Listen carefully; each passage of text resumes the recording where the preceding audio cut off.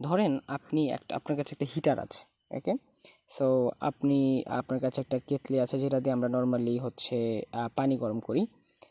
So এরকম একটা heater আছে আপনার কাছে, আপনি ধরেন চা কফি খাওয়ার জন্য যে হিটারগুলো ইউজ করেন সেটা। সো ওই হিটারে কী করবেন, আপনি একটা কন্ট্রোলার ইউজ করলেন যে কন্ট্রোলারটা কিনা হিটারের ওই হিটিং চেম্বারটাকে কন্ট্রোল করে। ঠিক আছে, মানে কতক্ষণ সে হিট করবে, কত বেশি ইন্টেন্সিটিতে হিট করবে, এইটা হচ্ছে ওই কন্ট্রোলারটা সামহাও কন্ট্রোল করে, ওকে। এবং আপনি কি করলেন, এই কেতলির ভিতরে যেই লিকুইড বা ওয়াটার বা লিকুইড যে কোনো যেটাই থাকুক না কেন, সেটার টেম্পারেচারও আপনি একটা থার্মোমিটার দিয়ে মেজার করে সে ভ্যালুটাও আপনি এই কন্ট্রোলারের কাছে দিয়ে দিলেন, ওকে। এইটা হচ্ছে আপনার পুরো সিনারিও। এখন দেখেন এখানে কি ঘটে। ধরলাম আমি এখানে হচ্ছে লিকুইড রাখলাম, একটা স্পেসিফিক লিকুইড রাখলাম। লিকুইড রেখে কী করলাম, আমি এই হিটারটাকে অন করে দিলাম। অন করার সাথে সাথে কী হবে, অন করার সময় যখন আমি শুরুতে অন করছি, আমি ধরে নিলাম ওই মুমেন্টে একদম স্টার্ট পয়েন্টে, যখন আমি এখনও কেটলিটা অনই করি নাই, ওই মোমেন্টে আমি ধরে নিলাম আমি যে লিকুইডটা এখানে ইউজ করছি সেই লিকুইডের টেম্পারেচার হচ্ছে 0°C। ফর এক্সাম্পল আমি তো ধরে নিলাম সেটার টেম্পারেচার হচ্ছে 0°C। তার মানে একদম স্টার্টিং টাইমে, মানে যখন মাত্র কন্ট্রোলারটা অন হলো বা হিটিং প্রসেসটা যখন অন হলো, তখন কিন্তু আমরা বলতেই পারি যে ওয়াটারের টেম্পারেচার হচ্ছে 0°C, রাইট। সো আমরা কি করি, এখানে দেখি আমরা এই পাশে একটা কার্ভ আঁকা ট্রাই করতেছি এক্স আর ওয়াই অ্যাক্সিসে, যেটার এক্স অ্যাক্সিসে আমরা আঁকা ট্রাই করতেছি টাইম, ওকে। মানে কতক্ষণ টাইম কন্ট্রোলারটা কতক্ষণ টাইম ধরে চলছে, এই টাইম ইনফরমেশনটা আমরা এক্স অ্যাক্সিসে রাখলাম। আর কোন টাইমে টেম্পারেচারের ভ্যালুটা কত হচ্ছে, বা কোন টাইমে কন্ট্রোলার টেম্পারেচার ভ্যালুটাকে কততে উন্নীত করছে, এই জিনিসটা হচ্ছে আমরা ওয়াই অ্যাক্সিসে আঁকছি। সো আমরা এখানে টেম্পারেচার লিখতে পারি, ওকে। তো টেম্পারেচার হচ্ছে আমি ওয়াই অ্যাক্সিসে আঁকছি। সো একদম যখন স্টার্টিং পয়েন্ট, একদম শুরুর পয়েন্টটা, তখন কিন্তু টাইমও 0 এবং টেম্পারেচারটা আমরা ধরে নিয়েছি 0°C। তার মানে একদম স্টার্টিং পয়েন্টে টেম্পারেচারও 0, টাইমও 0, ওকে। একটু পরে কী করলাম, আমি কন্ট্রোলারটা অন করে দিলাম। কন্ট্রোলারটা যেহেতু অন করছি, সুতরাং আস্তে আস্তে কন্ট্রোলারটা হিটিং করা শুরু করবে। সো যতই হিট করবে, আস্তে আস্তেই কিন্তু টেম্পারেচারটা বাড়তে থাকবে, রাইট। সো আমরা ধরলাম, কন্ট্রোলারকে বলে দিলাম বা এই হিটিং চেম্বারটাকে বলে দিলাম যে আমি চাচ্ছি এটা টেম্পারেচার কিনা 100°C হোক, ওকে। সো আমি 100°C আমার রিকোয়ার্ড টেম্পারেচার, মানে আমার গোল হচ্ছে আমি এই হিটারটাকে 100°C হিট করব, ওকে। সো কন্ট্রোলারটা কী করবে, কন্ট্রোলারটা আস্তে আস্তে হিটিংটা শুরু করবে। সো হিটিং যখন শুরু করবে, আস্তে আস্তে টেম্পারেচারটা বাড়তে থাকবে। সো আমি যতই টাইম যাবে আস্তে আস্তে দেখবো টেম্পারেচারটা বাড়তেছে, এরকম করতে করতে বাড়তে থাকবে, রাইট। সো বাড়তে বাড়তে কী করবে দেখেন, হিটিং চেম্বারটা যখন 100°তে চলে আসবে, তখন সে রিয়েলাইজ করবে যে আমার বেসিক্যালি হিট হয়ে গেছে 100°C। সো আমার এখন হিটিং থামাই দিলেই হবে। সো সে যখন থামিয়ে দেবে, ঘটনাটা কী ঘটে দেখেন। নর্মালি আমরা জানি যে এই ধরনের ইয়াতে লিকুইডে হচ্ছে কনভেকশন হয়। সো আপনি যত হিট প্রোভাইড করবেন, ওই হিটগুলা কিন্তু পুরো লিকুইডে সরাই যেতে একটা স্পেসিফিক টাইম দরকার হয়, রাইট। সো আপনি কী করছেন, হিট দিতে থাকতেছেন যতক্ষণ না পর্যন্ত সেটা 100°C হয়। তো যখনই 100°C হয়েছে, তখন আপনি ঠিকই হিটিং থামাই দিয়েছেন, বাট সোফার আপনি যত হিট দিয়েছেন সেই হিটগুলো কিন্তু এখনও পুরো কেতলিতে ছড়ায় যায় নাই, হয়তো ছড়াচ্ছে, প্রসেসটা এখনও রানিং। সো স্বাভাবিকভাবেই সেটা টেম্পারেচার আপনি এক্সপেক্ট করতেছিলেন 100°তেই থামবে, বাট বেসিক্যালি সেটা 100°তে থামবে না, আর একটু বেশি হয়ে যাবে। কেন? কারণ আপনি 100° পর্যন্ত হিটই দিয়েছেন, 100° পরে হিটটা বন্ধ করে দিয়েছেন। তার মানে এক্সট্রা যে হিটটুকু আপনি দিয়ে দিয়েছেন, সেই হিটটা বেসিক্যালি আপনার টেম্পারেচারটাকে আরও এক্সট্রা ইনক্রিজ করে ফেলবে। তখন দেখা যাবে এটা 100°তে ক্রস করে আর উপরে চলে গেছে, ওকে। তারপরে হিটারটা বুঝতে পারবে যে না, আমার তো আসলে টেম্পারেচার গোল ছিল 100°, আর সেটা তো লাইক 101 বা 102° হয়ে গেছে। ওই মুমেন্টটাতে কন্ট্রোলারটা কী করবে, উল্টা কাজ করা শুরু করবে, সে হচ্ছে টেম্পারেচার রিডিউস করা শুরু করবে। সো রিডিউস করা যখন শুরু করবে, তখন আবার টেম্পারেচারটা কমা শুরু করবে। যখন আবার 100°তে চলে আসবে, তখন আবার সে রিয়েলাইজ করবে আচ্ছা ঠিক আছে, এখন আমার রিডিউস করা বন্ধ করা উচিত। বাট স্টিল সে তো এই হিসাবটা বুঝতেছে না যে আমার কতটুকু রিডিউস করতে হবে। সে জাস্ট 100°টাকে লক্ষ্য করে 100° পয়েন্টটাকে সে জাস্ট দেখে দেখে বাকি পুরা কাজ করতেছে। সো এই কারণে যেটা হবে, সে টেম্পারেচারটা রিডিউস করা শুরু করবে, যেহেতু একদম উপর পয়েন্ট থেকে কমাইতে কমাইতে যখন এখানে এসে থামবে, স্টিল দেখা যাবে এটা আরও কমে গেছে টেম্পারেচারটা। ঠিক আছে, এরকম করে করে তারপরে আবার বাড়বে একটু, এরকম করতে করতে দেখা যাবে একটা মোমেন্টে এসে টেম্পারেচার 100 ডিগ্রিতে স্টেবল হবে। সো এইটা বেসিক্যালি একটা কন্ট্রোল সিস্টেমের বেসিক কার্ভ। তো আপনি যে কোনো ধরনের কন্ট্রোল সিস্টেমই আঁকেন না কেন, প্রত্যেকটা কন্ট্রোল সিস্টেমই বেসিক্যালি এই ধরনের একটা কার্ভ আপনাকে দেবে, যেখানে দেখবেন প্রত্যেকটা কন্ট্রোলার সিস্টেমে এই জিনিসটা আপনি পাবেন যে কন্ট্রোলারটা আস্তে আস্তে আস্তে আস্তে তার সিস্টেম রেসপন্সটা বাড়াতে থাকবে। তারপর দেখা যাবে সে কখনোই তার রিকোয়ার্ড গোলে থামতে পারে না, তার যে একটি এক্সট্রা ভ্যালু তো প্রোভাইড করে ফেলে, তারপর সেটাকে কমানোর জন্য ট্রাই করে, আবার বেশি কমিয়ে ফেলে, আবার একটু বাড়ানো ট্রাই করে, এরকম করতে করতে দেখা যায় একটা সময় যায় জিনিসটা স্টেবল হয়, বাট একটা সাফিসিয়েন্ট অ্যামাউন্ট অফ টাইম তার দরকার হয় স্টেবল হইতে। ওকে, আচ্ছা, তো এই হচ্ছে আমাদের একটা কার্ভ। আমাদের এক্সামে এই ধরনের কার্ভ থাকতে পারে।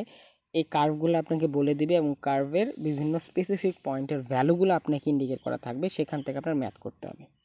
ওকে, তো এইটা যদি হয় কার্ভ, এই কার্ভের এই দিক বরাবর আমরা জানি যে এই এক্স অ্যাক্সিস বরাবর টাইম দেওয়া থাকবে, সেটা সেকেন্ডেও থাকতে পারে, সেটা মিলি সেকেন্ডও থাকতে পারে। আর উপরের দিকে বেসিক্যালি সিস্টেম রেসপন্স বা সিস্টেমটা যে প্রসেসটা নিয়ে কাজ করতেছে, যেমন একটু আগে যেটা হিটার ছিল সেইটার আউটপুট বা সেইটার রেসপন্সকে আমরা ওয়াই অ্যাক্সিসে আঁকবো। সো আমরা লিখলাম রেসপন্স। ওকে, আচ্ছা, সেটা ওয়াই অ্যাক্সিসে আমরা আঁকলাম। এবং এখানে যে লম্বা একটা লাইন আঁকা আছে, এই যে লম্বা লাইন, এটাই বেসিক্যালি আমাদের গোল পয়েন্ট বা এই ভ্যালুটাই আমি চাচ্ছি সিস্টেমের কাছ থেকে, এই রেসপন্সের এই ভ্যালুটাই আমরা চাচ্ছি। ওকে, তো আপনারা যেটা দেখবেন এক্সামে যদি এরকম প্রশ্ন থাকে, তাহলে দেখবেন টাইমগুলো সুন্দর করে ডিনোট করা আছে এই অ্যাক্সিসে। সো লাইক 1 2 3 এরকম করে করে ভ্যালুগুলো ডিনোট করা থাকবে। একইভাবেই এটাও ডিনোট করা থাকবে যে এই রেসপন্সের ভ্যালুগুলো কত, এগুলোও ডিনোট করা থাকবে। এবং এই ভ্যালুটা যেহেতু একটা ক্লিয়ার ভ্যালু, এই ভ্যালুটা আপনাকে বলে দেওয়া থাকবে হয়তো। সো আপনি দেখলেন সেটা হয়তো বা আমি ধরে নিলাম সেটা 5। ওকে, এই ভ্যালুটা ধরে নিলাম, এই রিকোয়ার্ড ভ্যালুটা 5। সো এটা লাইক 0.1 0.2 এরকম করে করে এই অ্যাক্সেস বরাবর উপরের দিকে ভ্যালুগুলো ইনক্রিজ হয়েছে।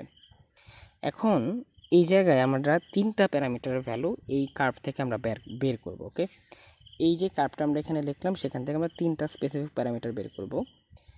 প্রথম প্যারামিটারটার নাম হচ্ছে ওভারশুট। ওকে, প্রথম প্যারামিটার নাম হচ্ছে ওভারশুট। ওভারশুট মানে কি বোঝায়? ওভারশুট মানে বোঝায় আপনার একটু খেয়াল করে দেখবেন যে এই যে পুরো কার্ভটা আমরা আঁকছি সিস্টেমের, এই কার্ভের সবচাইতে ম্যাক্সিমাম অ্যামাউন্ট অফ ডেভিয়েশন বা আপনার রিকোয়ার্ড ভ্যালু থেকে সবচেয়ে বেশি পরিমাণ সরে গিয়েছে কোন পয়েন্টটা। আমি যদি পয়েন্টটাকে পয়েন্ট আউট করতে চাই, তাহলে সেটা কোনটা হবে কেউ বলতে পারবেন একটু চিন্তা করে?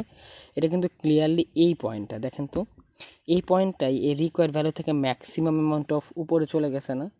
এই পয়েন্টটা কিন্তু তার এতটা যায় নাই, মানে এই প্রথমটার তুলনায় কিন্তু কমই গেছে। তারপরের পিকটা কিন্তু আরও কম গেছে, রাইট? তারপরেরটা আরও কম। তার মানে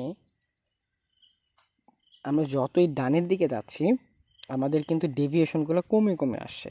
তার মানে আমি যদি আপনাকে প্রশ্ন করি ম্যাক্সিমাম ডেভিয়েশনটা কোথায় হয়েছে, আপনি কিন্তু ক্লিয়ারলি বলতে পারবেন সেটা ফার্স্ট অসিলেশনে হয়েছে বা একদম ফার্স্ট বার হয়েছে। সো ওভারশুট আসলে মিন করে, যেটা ওভারশুটের ডেফিনেশন হচ্ছে ফার্স্ট অসিলেশনে আপনার যে ম্যাক্সিমাম ডেভিয়েশনটা হয় সেই ডেভিয়েশনটাকে আমরা বলি ওভারশুট। ওকে, সো ম্যাক্সিমাম যে ডেভিয়েশনটা হয় সেটাকে বলি আমরা ওভারশুট। তাহলে আমরা ওভারশুট যদি বের করতে চাই, তাহলে আমাদের এই ডেভিয়েশনটা লাগবে বেসিক্যালি এখান থেকে এইটার যে রেঞ্জটা, এই যে এইটুকুকে আমরা বলবো ওভারশুট। তাহলে ওভারশুট মানে কি, আমি কেমনে বের করতে পারি বলেন তো? আমরা হচ্ছে এই পয়েন্টটাকে, একটু অন্য কালার দিয়ে দেখাই, এই পয়েন্টটাকে আমরা একদম ট্র্যাক করে বামে নিয়ে যাব, যা দেখবো এখানে কার্ভের ওপর কত ভ্যালুতে ইন্টারসেক্ট করছে সেটা। সো আমরা যদি ধরে নেই এটা 5.2 ধরলাম, আমরা ধরেন কার্ভ থেকে দেখে নিলাম এটা 5.2, তাহলে কি হবে আমার ওভারশুট বা ডেভিয়েশনের ভ্যালু কত হবে? Simply 5.2 minus 5। কেন? 5 হচ্ছে আমাদের এক্সাক্ট ভ্যালু বা আমাদের রিকোয়ার্ড ভ্যালু, আর 5.2 হচ্ছে ডেভিয়েটেড ভ্যালু। তার মানে আমাদের ওভারশুটের ভ্যালুটা আমরা লিখবে হবে modulus of actual value minus actual value মানে হচ্ছে সিস্টেমের যে ভ্যালুটা, মানে এই যে এই ম্যাক্সিমাম ভ্যালুটা। ওকে, এই যে এই ভ্যালুটা, এটাকে আমরা বলি অ্যাকচুয়াল ভ্যালু, কারণ এটাই সিস্টেমের value. Okay, so actual value divided by required value. Required value বলতে কী মিন করতেছি, এই যে এই ভ্যালুটা যেটা আমরা চাচ্ছি, যে ভ্যালুটা আমরা রিকোয়ার্ড ছিল আমাদের জন্য, এই ভ্যালুটাকে আমরা বলতেছি হচ্ছে রিকোয়ার্ড ভ্যালু। সো এদের ডিফারেন্সটা যে আমরা বের করি উপরের ইয়াটা থেকে, সেটা কী হবে 5.2 মাইনাস 5, বেসিক্যালি সেটা হবে 0.2। তাহলে এইটাই হচ্ছে আমাদের ওভারশুটের ভ্যালু, রাইট? এখন এক্সামে ডিরেক্ট ওভারশুট জিজ্ঞেস করা থাকতে পারে, অথবা আরেকটা প্রশ্ন থাকতে পারে, সেটা হচ্ছে পার্সেন্টেজ ওভারশুট। ওকে, সো পার্সেন্টেজ ওভারশুট কি, এটা আসলে সিম্পলি কিছু না, জাস্ট পার্সেন্টেজ ওভারশুট হচ্ছে নর্মাল ওভারশুট। নর্মাল ওভারশুট বলতে বুঝাইতেছি এই যে ওভারশুটটা যেটা একটু ক্যালকুলেট করে আসলাম, ওই overshoot divided by required value. Okay, so normal ওভারশুটটা আমরা কি জানি, সেটা actual value minus required value divided by এখন হচ্ছে রিকোয়ার্ড ভ্যালু। তার উপরের কেসটা যদি আমরা কনসিডার করি তাহলে সেটা কি হবে, অ্যাকচুয়াল ভ্যালু ছিল 5.2 মাইনাস রিকোয়ার্ড ভ্যালু ছিল 5 ডিভাইডেড বাই 5, তার মানে বেসিক্যালি কি হবে 0.2 বাই 5। আর যেহেতু এটা পার্সেন্টেজ, সুতরাং এই কারণে আমরা এখানে একটা 100% দিয়ে মাল্টিপ্লাই করব। সো এটার যে রেজাল্ট আসবে অত পার্সেন্টই হবে আমাদের পার্সেন্টেজ ওভারশুট। ওকে, সো এইভাবে করে আমরা পার্সেন্টেজ ওভারশুট বের করতে পারি। এখন আমরা চলে যাব আরেকটা প্যারামিটার, সেকেন্ড প্যারামিটার আমাদের ক্যালকুলেশনে। Just a minute. আচ্ছা, এখন আমরা আমাদের সেকেন্ড প্যারামিটার ক্যালকুলেট চলে যাই, সেটার নাম হচ্ছে রাইস টাইম। ওকে, সো রাইস টাইম বের করবো আমরা এখন। রাইস টাইমের বেসিকটা কি, সবাই একটু মনোযোগ দিয়ে শুনি। রাইস টাইম মানে আসলে মেনলি বোঝায় আপনার সিস্টেমের যে রিকোয়ার্ড ভ্যালু, যেটা বেসিক্যালি এখানে 5, আপনার রিকোয়ার্ড ভ্যালুটা 10% থেকে শুরু করে রিকোয়ার্ড ভ্যালুটা 90% পর্যন্ত সিস্টেমটা যেতে যে পরিমাণ টাইম লাগছে ওটাকে বলি আমরা রাইস টাইম। সো আমরা একটু বের করি যে এই টাইমটা কীভাবে করে আমরা বের করতে পারি। সো প্রথমে আমাদের বুঝতেছে, আমরা লাগতেছে রিকোয়ার্ড ভ্যালু 10%, তাহলে 10% অফ রিকোয়ার্ড ভ্যালু সমান সেটা কী হবে বলেন তো, 10% অফ 5 না, কারণ 5 তো আমাদের রিকোয়ার্ড ভ্যালু। 10% মানে 0.1 ইন্টু 5, বেসিক্যালি 0.5। ওকে, সো 0.5 হচ্ছে আমাদের 10% অফ রিকোয়ার্ড ভ্যালু। এখন 10% অফ রিকোয়ার্ড ভ্যালু বেসিক্যালি 0.5, সেটা হয়তো কত টাইম লাগছে কীভাবে বের করতে পারি দেখেন তো। 0.5 ভ্যালুটা কোথায় আছে, 0.1, 0.2, 0.3, সো আমরা ধরে নিলাম এখানে হয়তো 0.5 আছে। 0.5টা হইতে কত টাইম লাগছে যে বের করতেছে, তাহলে কি বলেন তো, 0.5টা হয়েছিল এই যে সিস্টেমের এখানে এসে। ওকে, সেটার জন্য টাইম কত লাগছে নিচে আসলে আমরা পেয়ে যাব। কে ট্র্যাক করে আমরা এই 0.5কে ট্র্যাক করে আমরা সিস্টেমের ভ্যালুতে আসলাম, এবং এই ভ্যালুটা কোন টাইমে অকার করছিল সেটা পাওয়ার জন্য আমরা নিচে আসলাম। সো আমরা ধরে নিলাম 3 সেকেন্ড। সো T1 সমান 3 সেকেন্ড, তাহলে 3 সেকেন্ডে আমরা হচ্ছে 10% অফ আউটপুট ভ্যালুকে পাইছি। এখন আমাদের খুঁজতে হবে 90% অফ 5 ভ্যালুকে বা রিকোয়ার্ড ভ্যালুকে আমরা কোথায় পাইছি। তো সেটার জন্য আমরা লিখি 90% অফ রিকোয়ার্ড ভ্যালু, বেসিক্যালি সেটা কি 90% of 5, so basically 0.9 into 5, so 4.5। So এই 4.5 ভ্যালুটা কোন টাইমে হয়েছে, কোন টাইমে অকার করছে এটা আমাদের বের করতে হবে। সো 4.9টা কোথায় হবে, এটা যদি 5 হয় তাহলে 4.9 নিশ্চয়ই এখানে হবে, এখানে কোথাও একটা, ঠিক আছে। সরি 4.5, সরি 4.9 না 4.5, সো 4.5 হয়তো এখানে হবে। সো এই ভ্যালুটা কোন টাইম অকার করছে এটা পাওয়ার জন্য কোথায় যাবো আমরা, কার্ভের উপরে। সো কার্ভের উপরে গেলাম, এই যে পয়েন্টটা হচ্ছে 4.5, সো এইটা কখন হয়েছিল এটা টাইমটা বের করতে গেলে নিচে আসতে হবে। সো আমরা ধরে নিলাম এটা 7, তার মানে T2 ভ্যালুটা পেয়ে গেলাম আমরা 7 সেকেন্ড। ওকে, তার মানে আমাদের রাইস টাইমের ডেফিনেশনটা কী ছিল, 10% থেকে 90%-এ যেতে যে টাইমটা লাগে, তার মানে এই যে এই টাইমটা থেকে ফার্স্ট এই টাইমটা থেকে এই টাইমটা যেতে যে টাইমটা, তার মানে বেসিক্যালি এই ডিফারেন্সটা এইটুকু না। তার আমরা কী বের করতে পারি, তাহলে রাইস টাইম হবে, রাইস টাইম সমান হবে বেসিক্যালি T2 মাইনাস T1, তাহলে T2-র ভ্যালু হচ্ছে 7 সেকেন্ড অ্যান্ড T1-এর ভ্যালু হচ্ছে 3 সেকেন্ড, তাহলে বেসিক্যালি এখানে হবে 4 সেকেন্ড। ওকে, সো এটা পেয়ে গেলাম আমরা রাইস টাইম। আর লাস্ট থিং হচ্ছে সেটলিং টাইম, আমাদের আরেকটা প্যারামিটার বের করতে হবে, সেটা হচ্ছে settling time. Just a minute. আমাদের লাস্ট যে প্যারামিটারটা বের করতে হচ্ছে সেটা হচ্ছে settling time. So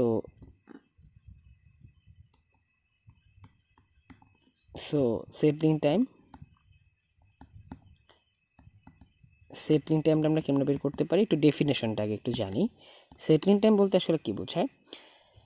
normally settling টাইমের বেসিকটা হচ্ছে এরকম যে আপনার সিস্টেমটা যখন থেকে কাজ করা শুরু করেছে, যখন থেকে সে অ্যাক্ট করা শুরু করেছে, তখন থেকে শুরু করে সেটেল হইতে, ওই সিস্টেমের সিগন্যালটা যখন সেটেল হয়ে গেছে, সেটেল হওয়া মানে বোঝায় আপনি যে ভ্যালুটা চাচ্ছেন সেই ভ্যালুটা পর্যন্ত চলে গেছে, সেই ভ্যালুটা পর্যন্ত সে স্টেবল হয়ে গেছে, এই সিচুয়েশনটাকে বলি আমরা সেটেল হওয়া। সো সেটলিং টাইম হচ্ছে সেটাকেই বোঝায় যে একদম স্টার্ট থেকে শুরু করে আপনার সিস্টেমটা যখন সেটেল হয়ে গেছে সেই টাইমটা পর্যন্ত, সেই পর্যন্ত যাইতে যে টাইমটা লাগছে সেটাকে আমরা সেটলিং টাইম বলি।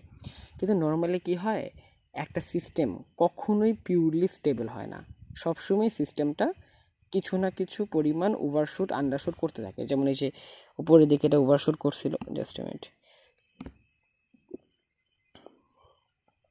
উপর দিকে যে একটা ওভারশুট করলো, তারপর আন্ডারশুট করলো, তারপর আবার ওভারশুট করলো, আন্ডারশুট করলো, এরকম করে আসলে আপনি যদি দেখবেন সবসময় এরকম ওভারশুট আন্ডারশুট হালকা হালকা করতেই আছে। এই কারণে যেহেতু একটা সিস্টেম কখনোই পিওরলি 100% রিকোয়ার্ড ভ্যালুটা অ্যাচিভ করতে পারে না, একটু ওভারশুট আন্ডারশুট করতেই থাকে, এই কারণে আমরা আসলে পিওরলি সেটেল সিচুয়েশন ট্র্যাক করতে সহজে পারি না।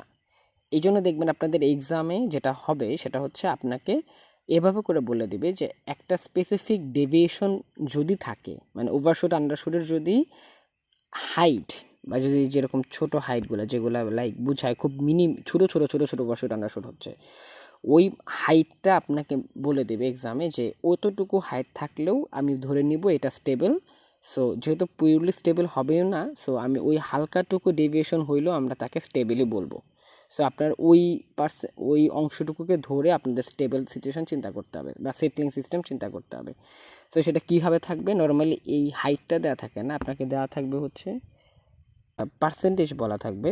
সো পার্সেন্টেজ যদি এক্সামে এরকম করে থাকে যে 5, এই পার্সেন্টেজের রেঞ্জটা নর্মালি হয় হচ্ছে 2% থেকে 5% পর্যন্ত। ওকে, সো নর্মালি একটা সিস্টেম যদি একটা সিগন্যাল যদি 2% ডেভিয়েটেডও হয় বা 2% ওভারশুট বা আন্ডারশুটও হয়, তাহলেও বা 5% ওভারশুট আন্ডারশুটও হয়, তাও আমরা সেটাকে স্টেবল ধরে নিই। ওকে, সো তার মানে আমাদের এক্সামে একটা এক্সাক্ট ভ্যালু বলা থাকবে, সেটা 2% থাকতে পারে, 3% থাকতে পারে, 4 থাকতে পারে, 5 থাকতে পারে। সো যেটাই থাকুক সেটা ধরেই আমরা করব। সো ধরে নিলাম আমাদের এক্সামে বলা আছে 3%। ওকে, তো ধরে নিলাম 3% আমাদের রিকোয়ার্ড ফ্লাকচুয়েশন মানে হচ্ছে 3% হলেও আমরা সেটাকে স্টেবল ধরতেছি। ওকে, সো এটা যদি থাকে তাহলে হচ্ছে আমরা ক্যালকুলেশনটা করি, তাহলে আমরা দেখি যে 3% ডেভিয়েশন কোন পজিশনটাতে হয়, এই পজিশনই আমাদের বের করতে হবে। তাহলে কীভাবে সেটা করতে পারি, আমরা লিখি 3% অফ রিকোয়ার্ড ভ্যালু। তো সেটা কি হবে 0.03 ইন্টু রিকোয়ার্ড ভ্যালু হচ্ছে 5, তার বেসিক্যালি 0.15। এটা হবে এটা হবে আমাদের ডেভিয়েশনের ভ্যালু, মানে 3% ডেভিয়েশন মানেই হচ্ছে 0.15 পরিমাণ ডেভিয়েশন। ওকে, সো 0.15 ডেভিয়েশন মানে কি, 0.15 ডেভিয়েশন মানে হচ্ছে সে রিকোয়ার্ড ভ্যালুর থেকে উপরের দিকে 0.15 উঠতে পারে বা নিচের দিকে 0.15 নামতে পারে। মানে এই যে ওভারশুট আন্ডারশুটটা হয়েছিল সেই ভ্যালুটার সে যদি 0.15 পরিমাণ নিচে বা 0.15 পরিমাণ উপরেও উঠে, তাও আমরা সেটাকে স্টেবল বলবো। ওকে, সো আমরা তাহলে করি 0.15 পরিমাণ ওভারশুট বা আন্ডারশুট হলে সেই ভ্যালুটা কত হয় এটা আমরা বের করি। কীভাবে সেটা করতে পারি, আমরা করতে পারি যেরকম রিকোয়ার্ড ভ্যালু প্লাস ডেভিয়েশন, আমরা কি ডেভিয়েশন বললাম, তাহলে সেটা হবে কত বলেন তো, 5 হচ্ছে রিকোয়ার্ড ভ্যালু, আর অ্যালাউড ডেভিয়েটেড ভ্যালু কত, ডেভিয়েশন ভ্যালু কত 15, এরপর 15, তার মানে 5.15। ওকে, আর আন্ডারশুট যদি হয় তার মানে নিচে চলে আসবে, তখন মানে এই যে এটা মিন করতেছে আমি, এই যে এটা মিন করতেছে নিচে চলে আসার বিষয়টা, এটাও তো ডেভিয়েশনই। ওকে, সেই জন্য রিকোয়ার্ড ভ্যালু মাইনাস ডেভিয়েশন করতেছি। সো লাইক 5 মাইনাস 0.15, তার মানে হচ্ছে 4.8। 4.85, ওকে। তার মানে 5.15 যখন সিস্টেমের পিকের ভ্যালু হবে ওটাও আসলে 3% ডেভিয়েটেড ভ্যালু। 4.85 যে ভ্যালুটা হবে সেটাও আসলে বেসিক্যালি 3% ডেভিয়েটেড ভ্যালু, ওকে। আচ্ছা, তো আমরা এখন এই দুইটা পয়েন্টটাকে খুঁজে বের করে ট্রাই করি। সো একটা সহজ নিয়ম হচ্ছে, আপনার মনে রাখবে, খুবই ইজি নিয়ম, সেটা হচ্ছে 5.15, আমরা দুইটা ভ্যালু পাইলাম 5.15 অ্যান্ড 4.85। আপনারা কী করবেন, আপনারা হচ্ছে সিম্পলি 5.15 পয়েন্টটাকে খুঁজে বের করবেন। দেখেন 5.15 পয়েন্টটা এই জায়গায় কোথাও হবে না, এই জায়গায় হবে। সো আপনি কী করলেন, এটাকে লম্বা একটা লাইন টানবেন সহজে বোঝার জন্য, ওকে। সো লম্বা একটা লাইন টানবো আমরা, ওকে। একইভাবে আমরা 4.85টাকে একটা লাইন টানবো। সো আমরা 4.85টা ধরে নিলাম এখানে কোথাও। সো আমরা লম্বা একটা লাইন টানলাম, ওকে। সো আমরা লম্বা একটা লাইন টানলাম। এখন এখানে একটা ইম্পর্টেন্ট বিষয় হচ্ছে, যখন আপনি দেখবেন যে এই দুইটা লাইন এঁকে ফেললেন, এঁকে ফেলার পরে দেখবেন এই দুইটা লাইন কোন কোন পিককে টাচ করতেছে, মানে পুরো কার্ভের পিকগুলোর মধ্যে কে কোনটাকে টাচ করতেছে। যেমন দেখেন প্রথম যে কার্ভটা, যেটা এই যে বেসিক্যালি উপরেরটা, এই উপরের কার্ভটা কিন্তু এই পিকটাকে টাচ করছে, রাইট, এই যে এই পিকটাকে টাচ করছে। একেবারে নিচের যে কার্ভটা সেটা কিন্তু এই পিকটাকে টাচ করছে। এই দুইটা পিকই কিন্তু 3% ডেভিয়েটেড পিক, তার মানে এরা দুজন কিন্তু স্টেবল সিচুয়েশনে চলে গেছে, রাইট। এই দুইটাই কিন্তু স্টেবল, এও স্টেবল, কারণ দুইটাই কিন্তু 3% ডেভিয়েটেড। বাট প্রথম স্টেবলটা কই থেকে শুরু হয়েছে, এখান থেকে শুরু হয়েছে না, ফার্স্ট স্টেবলিং পয়েন্টটা এখান থেকে শুরু হয়েছে না।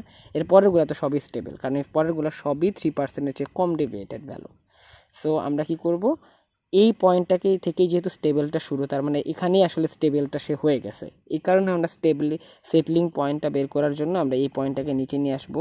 নিচে আনার সময় এখানে যে টাইমটা আমরা পাবো ধরে নিলাম সেটা 15 সেকেন্ড। আপনি তো কার্ভ থেকে সহজে পেয়ে যাবেন ভ্যালুটা কত। তো তার মানে একদম স্টার্ট পয়েন্ট থেকে 15 সেকেন্ড পরে আসলে সিস্টেমটা স্টেবল হচ্ছে, ওকে। সো এখান থেকে আমরা ক্লিয়ারলি তখন দেখব কার্ভ থেকে যে সেটলিং টাইম তাহলে হবে, কার্ভ থেকে আমরা দেখলাম 15 সেকেন্ড, ওকে। সো এইভাবে করে আসলে আমরা তিনটা প্যারামিটার ভ্যালু বের করতে পারি, ওভারশুট, তারপরে হচ্ছে সেটলিং টাইম অ্যান্ড হচ্ছে রাইজ টাইম, ওকে। সো এই হচ্ছে বিষয়।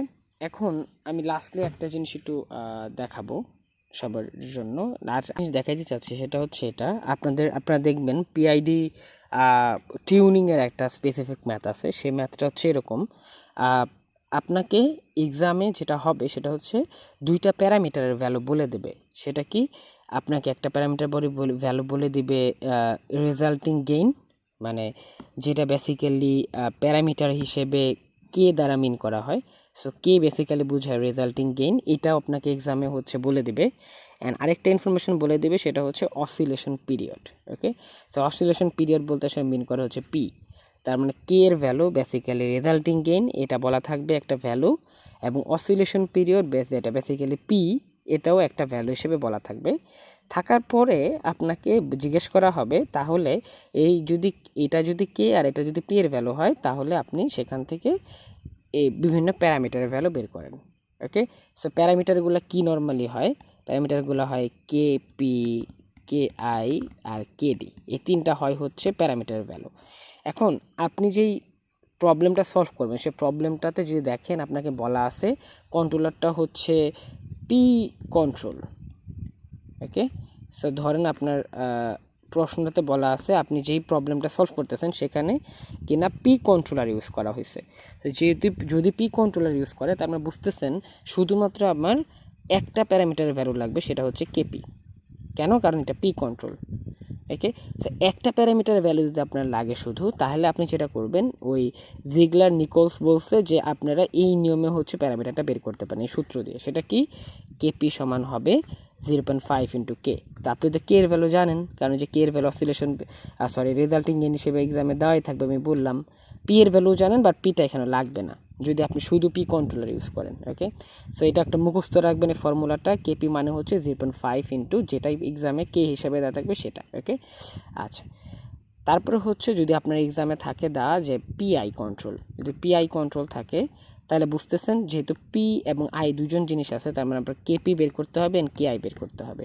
এটা যদি বের করতে হয় তাহলেও দেখেন আপনার কাছে একটা সুন্দর ফর্মুলা দেওয়া আছে, এই ফর্মুলা অনুযায়ী আপনি বের করবেন। দেখেন এই বের করতে গেলে কেপি বের করতে গেলে কি লাগবে, কে, যেটা আপনার এক্সামে দেওয়া থাকবে, আমি বললাম প্রথমেই।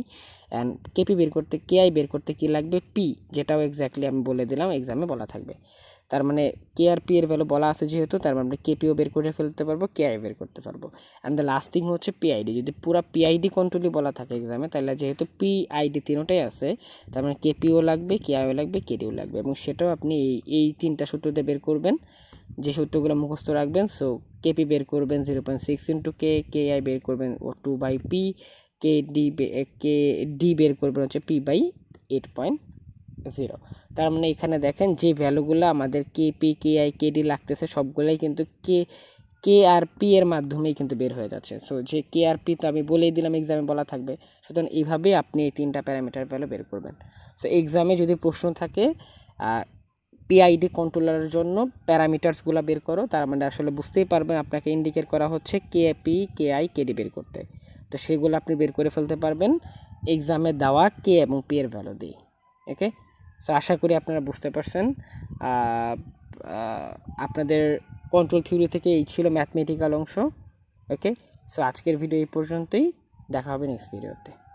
সবাই ভালো থাকবেন।